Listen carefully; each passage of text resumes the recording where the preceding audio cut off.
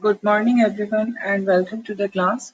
Yesterday, we have discussed about the jurisdictions of the Supreme Court, and under these jurisdictions, we have discussed the appellate jurisdiction as well as the writ jurisdiction of the Supreme Court, and advisory jurisdiction was also being discussed. Now, we will proceed further. We will see that the Supreme Court has one more jurisdiction which is called a review jurisdiction. According to Article 137, the Supreme Court shall have power to review any judgment pronounced or order made by it. So it is called the review jurisdiction of the Supreme Court. Uh, According to this, what happens that the Supreme Court, if mm, mm, in order to in order to uh, rectify an error uh, or and prevent the gross miscarriage of justice, there is a provision for review, and this is that there should not be miscarriage of justice, or there should not be there must be an opportunity to rectify the error. So in this, what happens that any party who is aggrieved by an order or judgment may apply for the review in the same court. The court which has delivered the judgment, the aggrieved party can apply for review in the same court, and it can be filed where no appeal is preferred, or in case there is no provision for appeal. And this is important to know that review petition is a discretionary right of the court. The grounds for review are limited, and review is filed in the same court. So this is important about the review jurisdiction of the Supreme Court. And then we will see this Article 144. According to this article, all authorities, civil and judicial, in the territory of India shall act in aid of the Supreme Court. All the authorities, whether it is civil or judicial, all the authorities which are there in within the territory of India, all will act in aid of the Supreme Court. So this proves the unified nature of our judicial system. Though we have a federal system, we have adopted federalism. Still, our judiciary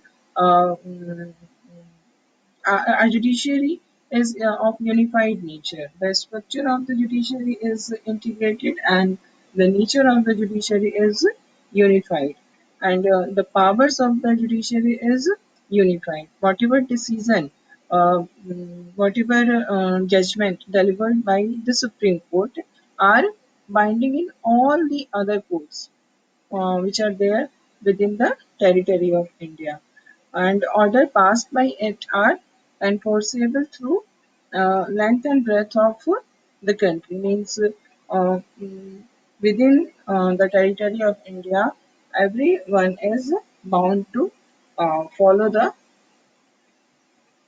order of the Supreme Court. Okay, but the Supreme Court itself is not bound by its decision because it has power to review its jurisdiction. Anytime it can review its jurisdiction. So it is not bound by its own decision.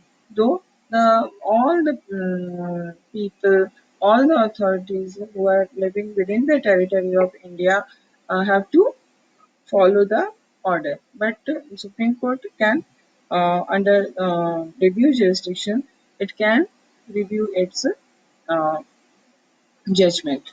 So uh, this is important, and then we will see that there is a contempt of the uh, court is also there. Whenever there is contempt of the court, then in that case, what happens that the Supreme Court decides such a case.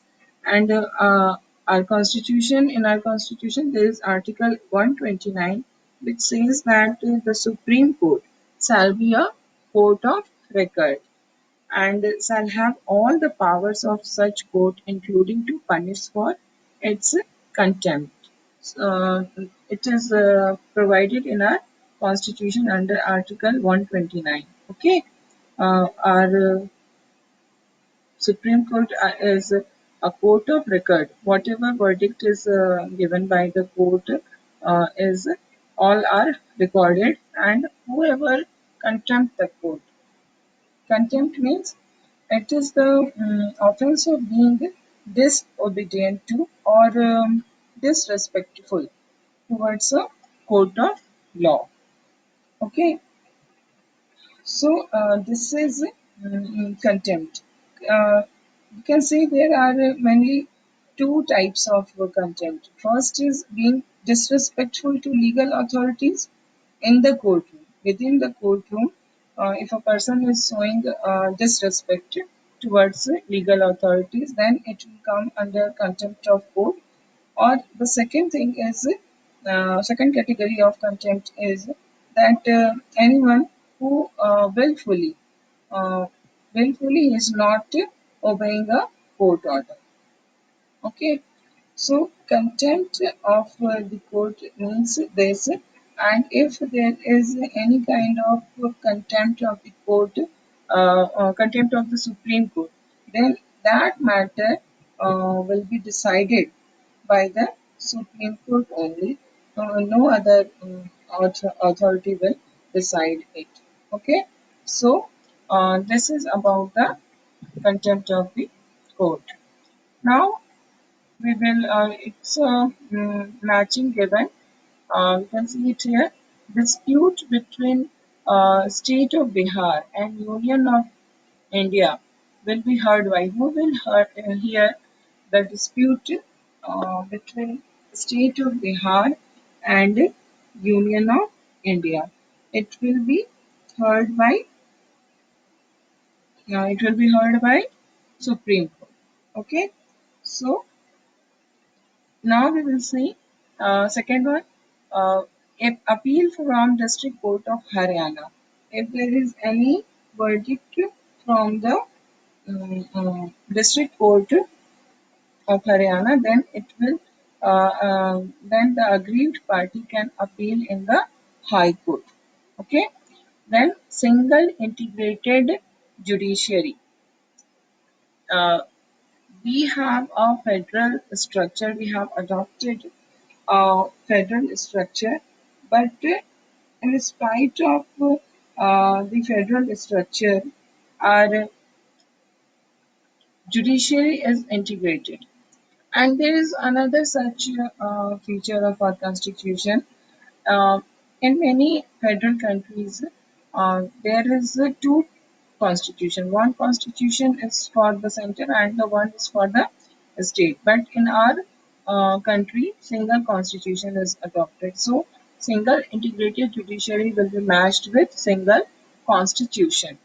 Then declaring a law unconstitutional. When Parliament passes a law, it becomes passes a bill, it becomes a law after the signature of the president. But that law must be in accordance with the constitution, with the provisions of the constitution. If the law is against any provision of the constitution, then its legality can be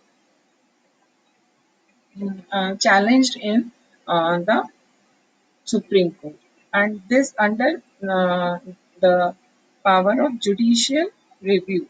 The Supreme Court will review the act, and if it finds that the act is against the provisions of the Constitution, then what will happen? It will declare that law as null and void.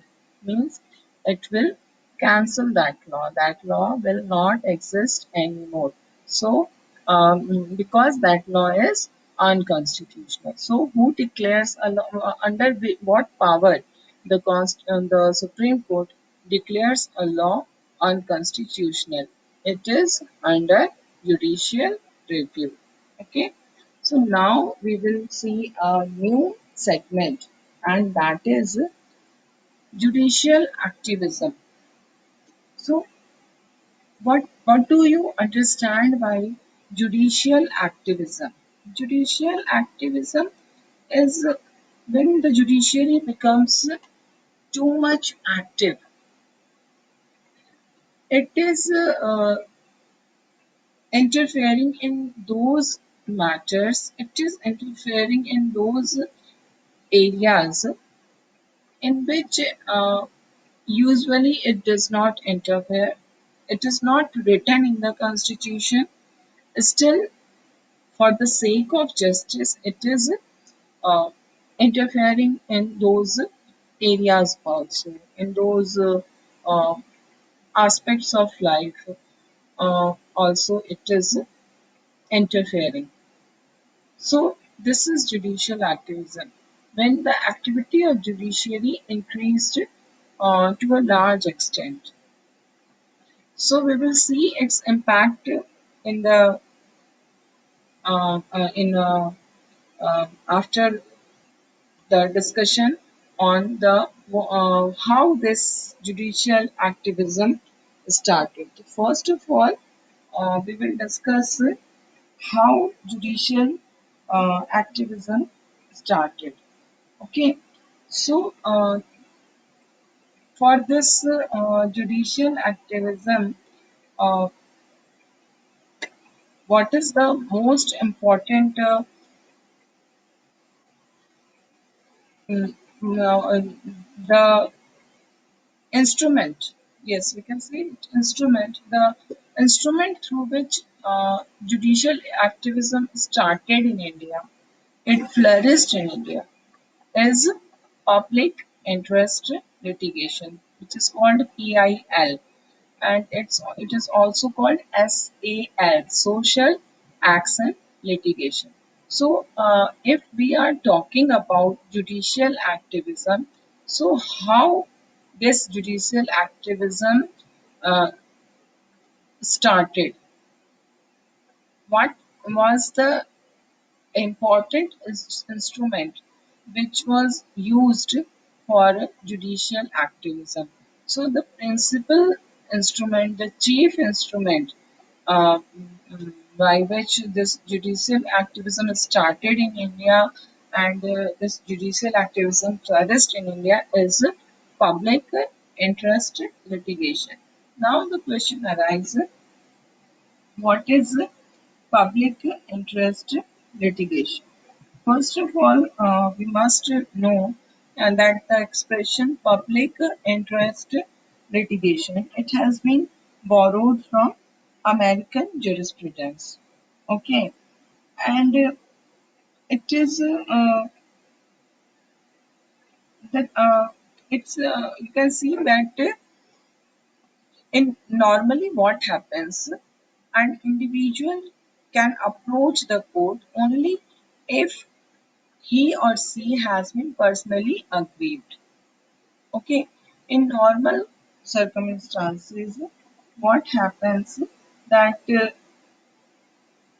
any person who is aggrieved, who is a sufferer, who is the victim of any act, then he or she, who is the aggrieved person, who is the sufferer, who is the victim, only that person approach the court for justice कि उसके साथ injustice हुआ है and in order to get justice that person approach the court.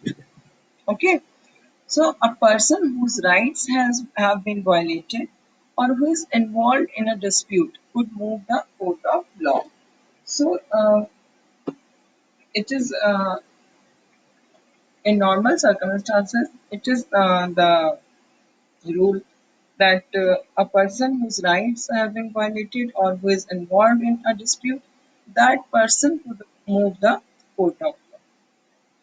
But what we find that this concept underwent a huge change around the year 1979, and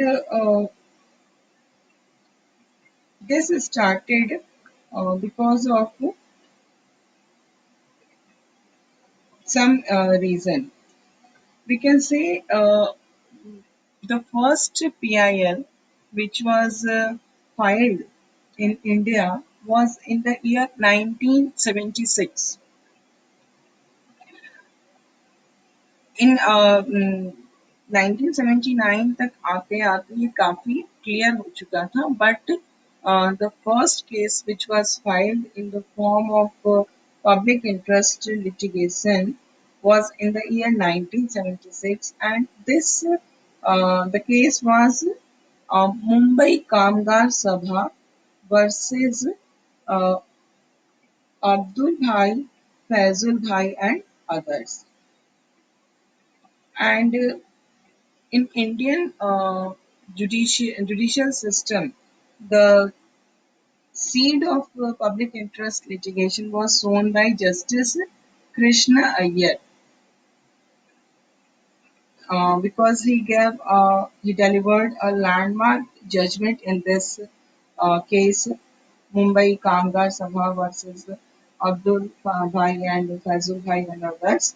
So Krishna Iyer started this PIL, and thereafter some more incidents took place, and another important incidents which took place during this period only was the case of under trials. Okay, under trials were facing a lot of problem. Okay, and what happens that there was a lawyer. Her name was Kapila Hingorani. Okay, this lady lawyer, female lawyer, was there. Uh, in December 1979, she filed a petition in regarding the condition of the prisoners who were detained in the jails of Bihar, and they were under trials. Their suits were pending in court. Okay, and the petition which was filed by Kapila Hingorani, that petition was signed by prisoners of the Bihar jail. And the case which was filed, it was uh, named on one of the prisoners, and that was Husainara Khatun. So the case was named Husainara Khatun versus State of Bihar. And in this case, the case was filed in the Supreme Court of India, and the bench which was sitting in the Supreme Court, that bench was headed by Justice P. N. Bhagwati.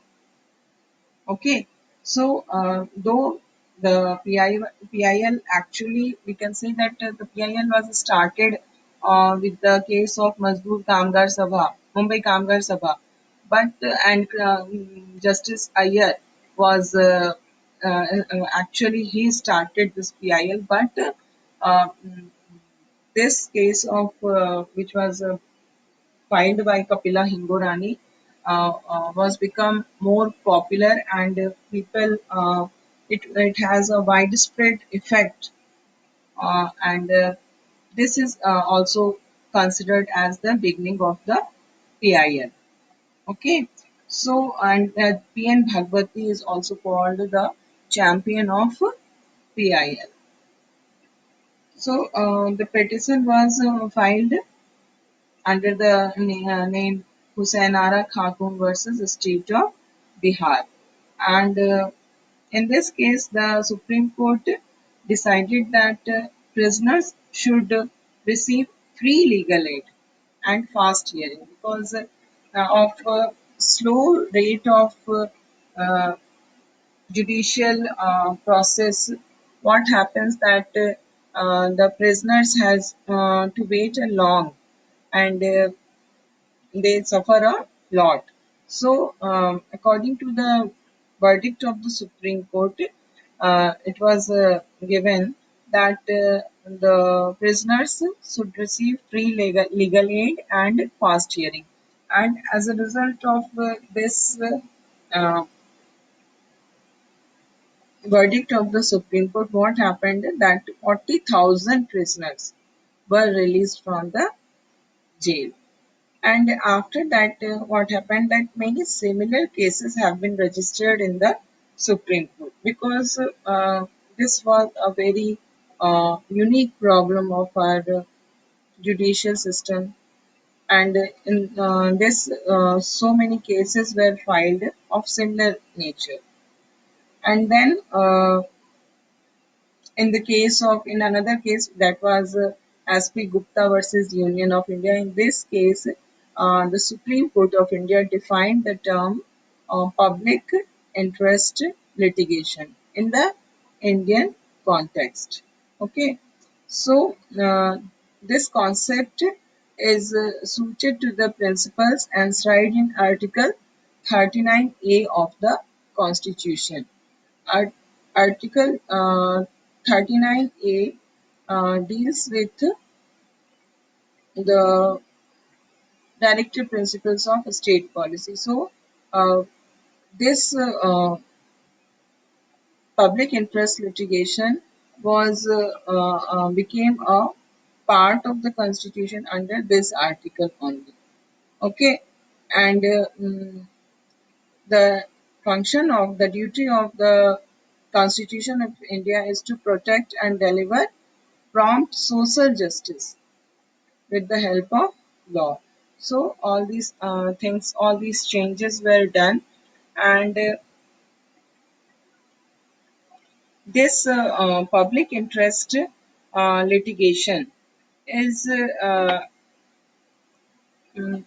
it has opened the gate for large number of cases where public spirited citizens are those citizens who give so much importance to public interest. Okay, so they are public spirited citizens. They are moved by the problems of the uh, people at large. So, so many cases of similar nature came in Supreme Court, and these cases were filed by public spirited citizens and voluntary organizations, which sought judicial intervention for protection of existing rights, betterment of life conditions of the poor, protection of the environment, and many other issues in the interest of the public. So, after the case of 1979, Husainara Khatun versus State of Bihar, and after the judgment of P.N. Bhagwati, it happened that especially the section which is the weaker section of the society, which is the section which gets exploited in order to protect their rights, in order to uh, make their life conditions better, in order to protect the environment also, uh, these public interest litigation has been filed in the Supreme Court, and this has become the most important vehicle of judicial activism. How judiciary became active? It is through this public interest litigation that the judiciary became so active. Okay, judiciary, which is an institution that traditionally it was confined only to cases which is brought before it. It was not expected from the uh, judiciary to act on its own. It was not there to act on its own. It will only respond to those cases which were brought before it, be it under original jurisdiction or appellate jurisdiction or red jurisdiction. Okay, so it was there only to respond to cases. But after this PIL, what happened that the Supreme Court began considering many cases merely on the basis of newspaper report. It started to considering cases on the basis of newspaper report. There is no uh, complaint from any. There was no aggrieved party. The court is working on its own. If there is some article is there, some report is there in the newspaper, if it is getting some complaint through post.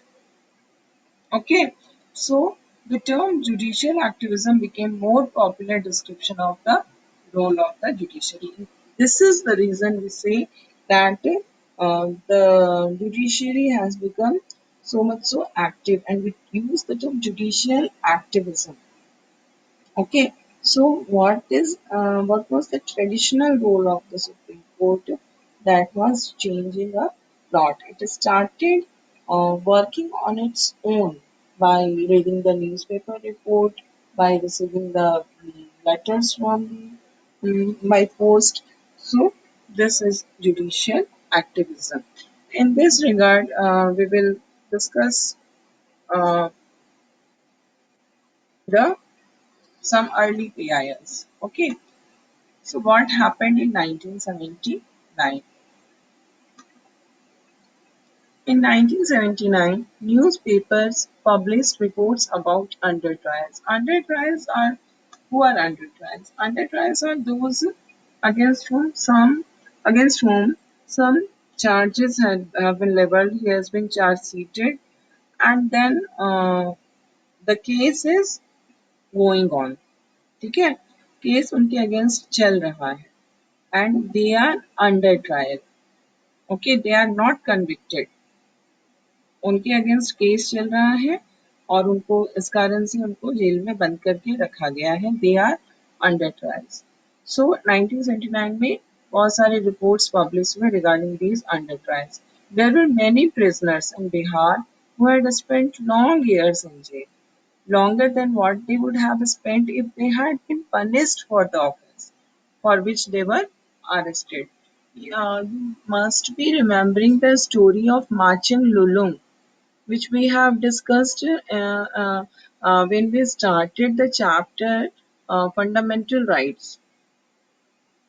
The Machang Lulung, he belonged to Assam, and he was just there was a case of mm, fighting, and he seriously injured a person, and for that he spent 56 years of his life in jail.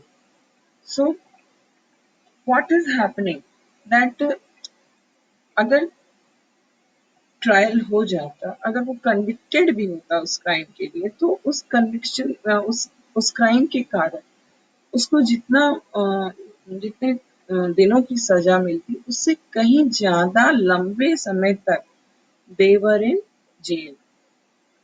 क्यों? क्योंकि जो उनके against cases लगे हुए हैं उनकी सुनवाई, उनकी हियरिंग हो ही नहीं पा रही है, बिकॉज जुडिशरी जो है वो हमारी हमेशा ओवर बर्डन रहती है. जुडिशरी का काम हमेशा काफ़ी लेंदी होता है, काफ़ी कॉम्प्लेक्स प्रोसेस होता है, बहुत डिले होता है. तो ये वो लोग हैं कि अगर who had spent long years in jail, and these years which were spent by them in jail were longer than what they would have spent if they had been punished for the offences for which they were arrested. This report prompted an advocate, that advocate Hingorani, which I told you, Kapila Hingorani. This advocate filed a petition, okay, and this petition was heard by Supreme Court, and this became famous as one of the early public interest litigation, okay, and this was the Husainara Khatun versus Bihar state. The case was Husainara Khatun versus Bihar state. And what I told you about that Mazdoor Mumbai Mazdoor Kamgar Sabha versus Fazil Abdul Bhai Fazil Bhai. That is the case which came uh, in 1976, and the seed of PIL was sown in that case only. But in this case was more popular, but because it had its impact was very great, because 40,000 uh, prisoners were released from the jail because of the judgment in this case. Hussain Khatoon versus Bihar state के case में जो PN Bhagwati ने जो judgement दिया, उस judgement के कारण 40,000 जो प्रिजनर्स थे वो रिलीज हुए, तो जो इसका इम्पैक्ट था वो बहुत ही वाइड रेंजिंग था, इसलिए इसी को स्टार्टिंग माना जाता है. In 1980, a prison inmate of the Tihar jail managed to send a scribbled piece of paper to Justice Krishna Iyer of the Supreme Court, narrating physical torture of the prisoners. The judge got it converted into a petition, though later on the court abandoned the practice of considering letters. This case, known as Sunil Batra versus Delhi administration, also became one of the pioneers of the public interest litigation. In this case, what is happening? There was a prison inmate of Tihar jail, and he just scribbled on a piece of paper and uh, sent this scribbled piece of paper to Justice Krishna Iyer of the Supreme Court, in which he narrated the physical torture the inmates are facing in the prison of the Tihar jail. And then, when the judge got this letter, he converted it into a petition. Okay, and then the judgment was given by the judge, and after that, what happened? The court now the court not accept the letters in the form of petition. It's not being accepted by the court, but this was the case in which the judge accepted the letter and converted it into a petition. And the case was Sunil Batra versus Delhi administration. And this was also one of the pioneers of the public interest litigation. Now we will discuss the other important things in the next class.